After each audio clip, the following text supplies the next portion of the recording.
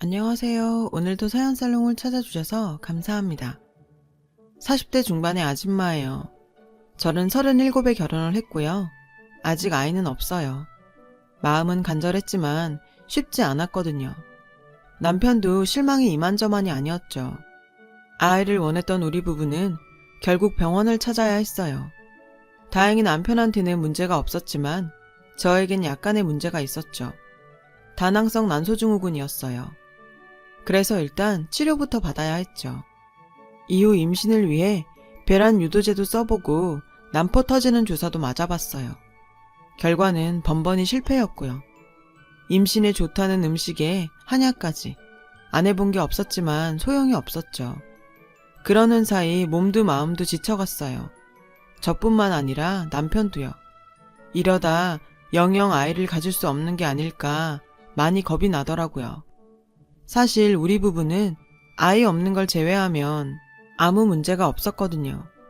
부부 금슬이 나쁜 것도 아니고 서로 배려하며 나름 단란한 가정을 꾸리고 있었으니까요.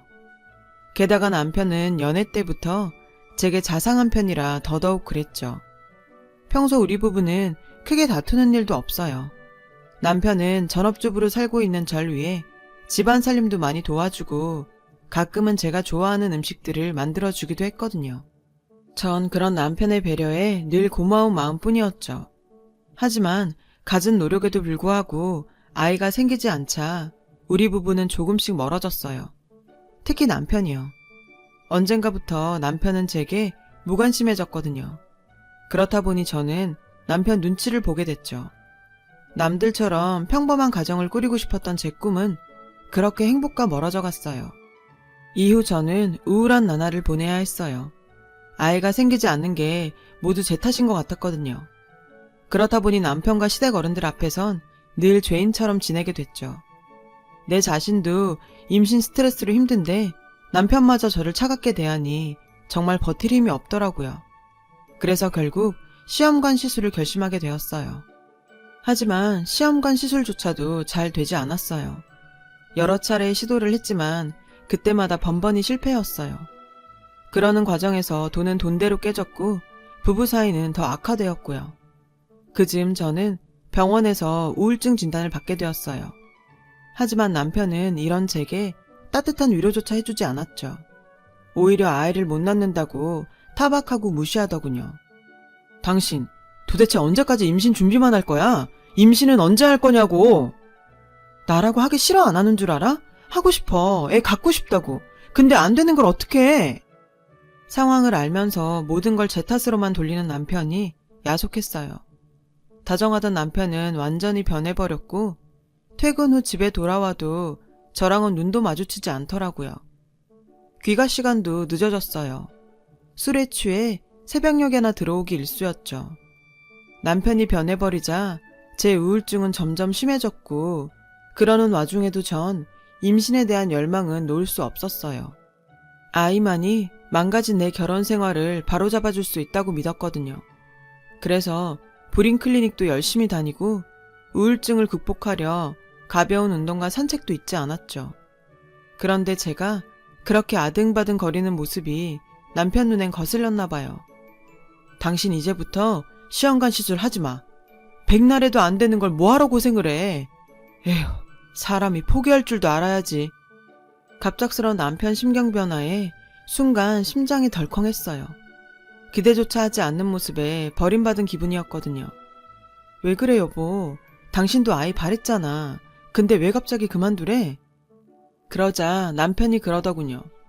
그동안 시험관 시술하느라 날린 돈 생각은 안 해? 어차피 가망도 없는데 당신도 힘 그만 빼고 이쯤에서 포기해. 마음 한켠이 잘려나간 것처럼 쓰리고 허전했지만 남편 뜻을 따르기로 했어요. 그런데 신기하죠? 임신에 대한 미련을 버리니까 마음이 편해지는 거예요. 우울증도 조금씩 극복을 하게 됐고요. 하지만 저의 이런 변화와는 달리 남편은 전보다 더 엇나가기 시작했어요. 전엔 늦긴 했어도 집에는 꼬박꼬박 들어오던 사람이 이젠 아예 대놓고 외박을 하기 시작했죠. 처음엔 남편의 잦은 외박에 말다툼도 했지만 시간이 지날수록 이 사람도 오죽하면 이럴까 싶더라고요. 그래서 더 이상 외박 문제로 남편을 다그치지 않기로 했어요. 잠시 지나가는 바람처럼 이러다 말겠거니 하고서 스스로 마음을 잡을 때까지 기다리기로 했죠. 그러던 어느 날이었어요. 남편이 며칠을 연달아 외박을 하곤 돌아온 날이었죠. 남편이 아침에 돌아와서 씻는 사이에 남편의 휴대폰을 보게 되었어요. 그런데 거기에 충격적인 문자가 있지 뭐예요. 남편이 어떤 여자와 주고받은 문자였어요. 남편은 아내가 난임이라 대리모를 구한다고 했더니 상대방이 자기가 하겠다며 아이를 몇 명이나 원하냐고 묻더군요.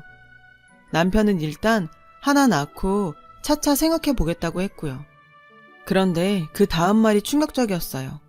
상대 여성이 아내도 대리모 쓰는 걸 아느냐고 했더니 남편은 아내는 상관없다며 자기는 아들 낳는 게 아내보다 더 중요하다고 하지 뭐예요. 그렇게 두 사람은 여자의 스케줄에 따라 밤늦게 만나기로 했고요. 순간 억장이 무너지는 것 같았어요. 아이를 원한 건 알았지만 이렇게까지 할 줄은 몰랐거든요. 게다가 저한테는 한마디 상의도 없이 대리모라니요. 아들만 가질 수 있다면 아내는 상관없다니요. 도대체 이 남자한테 나는 뭔가 싶었죠. 더 이상 내가 알던 내 남편이 아니었어요. 이러려고 나더러 더 이상 임신하려고 애쓰지 말라고 했던 거였죠. 그것도 모르고 전 남편이 힘들어하는 절 생각해 그런다고 믿었는데 제가 정말 어리석었던 거죠. 문자를 보니 그동안 남편이 귀가가 늦었던 이유를 알겠더라고요. 그때 욕실에서 남편이 나왔어요. 거래처랑 약속이 있어서 바로 나가봐야 한다더군요. 당신, 그동안 나 몰래 대리모까지 구했더라? 어떻게 나한테는 한마디 없이 이런 일을 결정할 수가 있어? 그렇게 애 낳으면 그때 나한테 뭐라고 할 참이었는데? 난 그동안 당신이 아이 일로 맘 상해서 밤늦게 다닌 줄 알았어. 근데 그 대리모 만나느라 그랬던 거야? 그러자 남편은 제 얼굴을 빤히 쳐다보곤 이러더라고요. 당신이 애를 못 낳으니까 그런 거 아냐? 내가 달리 대리모까지 알아봤겠냐? 누군 생돈 써가며 이러고 싶은 줄 아나? 암튼 계약금 1,000만 원 날리기 싫어서라도 난 대리모 쓸 거야. 그런 줄 알아. 남편은 제정신이 아닌 것 같았어요. 신문 기사나 읽었지 내 남편이 대리모 써서 애 낳을 생각까지 할 줄 누가 알았겠어요. 전 남편한테 당장 그만두라고 했어요. 누구 보고 하라 말아야 애도 못 낳는 게. 네가 나한테 아들 하나 안겨줬으면 내가 이런 일까지 벌였겠니? 암튼 너랑은 더 이상 할 말 없으니까 내가 하는 일에 방해하지나 마. 알았어? 남편은 그 길로 옷을 챙겨 입고 나갔어요. 전 남편의 막장 선포에 할 말을 잃었죠. 아무리 아이를 원한다지만 남의 몸을 사서까지 이런 일을 벌일 줄은 몰랐으니까요. 게다가 자신이 저지른 불법행위까지 제 탓으로 넘기는 만행에 더 이상은 참을 수가 없었어요. 그래서 남편한테 전화를 했어요. 경찰에 신고하겠다 으름장을 놓으려고요. 그런데 남편의 전화를 웬 여자가 받지 뭐예요. 수화기를 뺏어든 남편은 당황한 목소리였어요. 그 순간 확신했죠. 남편한테 여자가 있다는 걸요. 그게 대리모든 아니든 간에요. 며칠 뒤 전 남편 차 안에 블랙박스에서 몰래 메모리 칩을 꺼냈어요. 그 안에는 며칠 전 저랑 통화했던 순간까지 담겨 있더군요. 제 전화를 받은 여자는 대리모였어요. 남편과 대리모는 차 안에서까지 관계를 가졌더라고요. 그리고 영상에는 그들의 대화까지 생생하게 담겨 있었죠. 자기야, 내가 아들 낳아주면 얼마 더 줄 거야?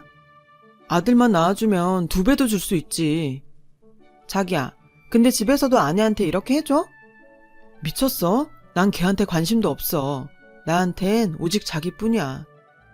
두 사람은 의뢰인과 대리모의 관계를 넘어 불륜관계가 분명했어요. 아이는 그저 명목상 이유일 뿐이었죠. 제게는 아이 못 가는 여자란 족쇄를 채워놓곤 불륜을 즐기려는 더러운 꼼수요. 이런 사실을 알고 나니 그동안 아이를 갖겠다고 스스로를 다잡으며 노력했던 제가 너무 한심하고 가여웠어요. 이런 놈을 남편이라고 아껴왔던 지난 날이 다 부질없게 느껴졌죠. 저는 친정 부모님께 전화해 지금까지 일들을 전부 털어놓았어요. 당연히 부모님은 노발대발하셨죠. 그리곤 당장 증거물 챙겨서 친정으로 돌아오라 하시더군요. 그날 저는 블랙박스 메모리와 남편 휴대폰에서 찍은 남편과 대리모의 문자, 사진을 챙겨 들고 친정으로 갔어요. 그리곤 부모님 도움으로 변호사를 선임한 뒤 남편에게 이혼 통보를 했어요. 남편은 불법으로 대리모를 고용한 게 걸릴까 두려웠는지 대리모 일은 저를 속이려고 둘러댄 말이라고 하더군요. 그리곤 자신의 외도를 인정한다며 이혼을 해주겠다고요. 놀고 있네. 야, 내가 그깟 문자 몇 줄 가지고 너한테 소송까지 걸었겠니? 니들 차 안에서 더러운 짓거리 하면서 대리모 인센티브 얘기했던 거 기억 안 나니? 그 동영상 나한테 있어. 그뿐인 줄 알아? 니들 처음 만나서 대리모 계약하던 것까지 다 영상으로 가지고 있다고, 이 더러운 놈아. 끝까지 거짓말로 날 가지고 놀려고? 그래, 어디 한번 죗값 치러봐라. 그러자 남편은 저에게 싹싹 빌더군요. 하지만 저런 행동 역시 거짓말임을 알기에 전 계획대로 남편의 이혼 소송과 더불어 남편과 대리모를 불법 거래로 경찰에 넘겼어요. 증거 자료와 함께요. 몇 달 뒤 저는 이혼 소송에서 승소했어요. 대리모를 통해서는 2천만 원의 위자료를 받아낼 수 있었죠. 남편과 대리모는 생명윤리 및 안전 관련 법률 위반으로 기소된 상태더군요. 아무튼 그렇게 제 결혼 생활은 끝이 났어요. 비로소 전 돌싱이 되었죠. 그런데 막상 결혼 생활을 청산하고 나니 공허함이 밀려오더라고요. 그래서 2년 정도 방황을 해야 했어요. 그러는 사이 다행히 마음의 안정도 찾을 수 있었고 좋은 인연도 만날 수 있었죠. 바로 지금의 제 남편 말이에요. 남편은 제 담당 심리치료사였어요. 당시 전 이혼을 하기까지 받았던 심리적 고통으로 일상생활조차 하기 힘든 상태였어요. 전 남편의 잘못으로 파경을 맞았다고는 하지만 내심 이 모든 게 내가 아이를 가질 수 없어서 벌어진 일이라고 자책을 했던 거예요. 그런 제게 남편은 제 잘못이 아니라고 말해주었어요.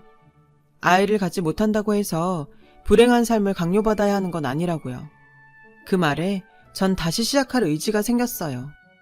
남편과 본격적으로 사귀게 된 건 심리치료가 끝난 이후부터였어요.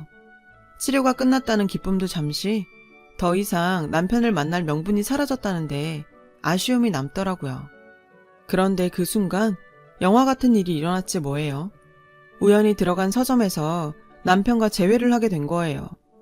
언젠가 남편이 추천해준 책을 사려고 점원한테 책 제목을 말하고 있었는데 계산대 앞에 남편이 서 있더라고요.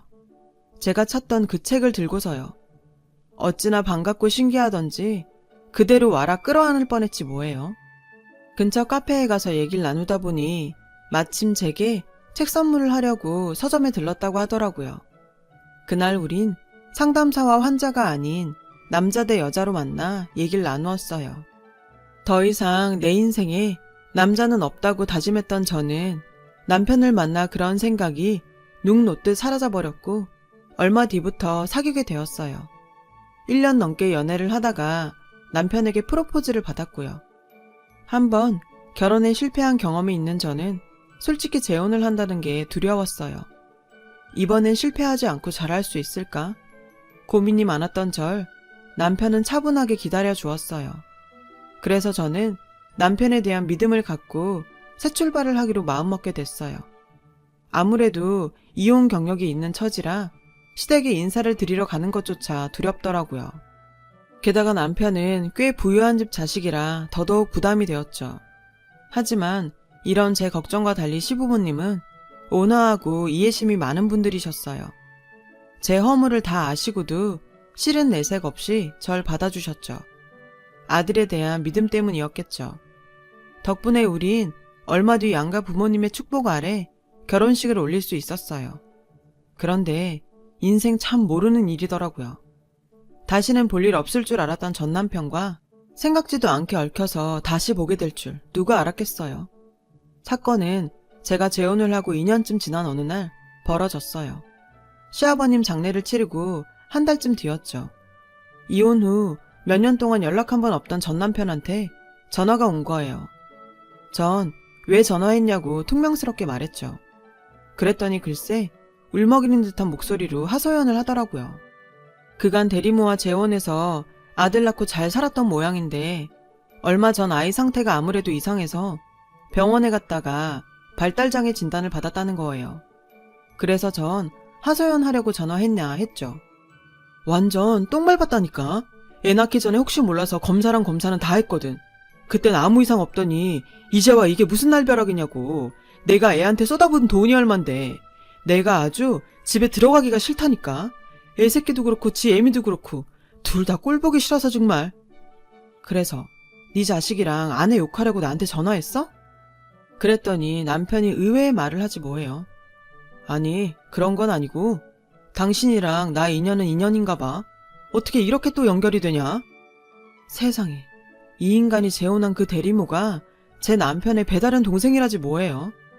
얼마 전 아버님이 돌아가셨을 때 그 여자가 장례식에 왔다가 절 봤다는 거예요. 무슨 소리야, 난 장례식장에서 그 여자를 본 적도 없는데.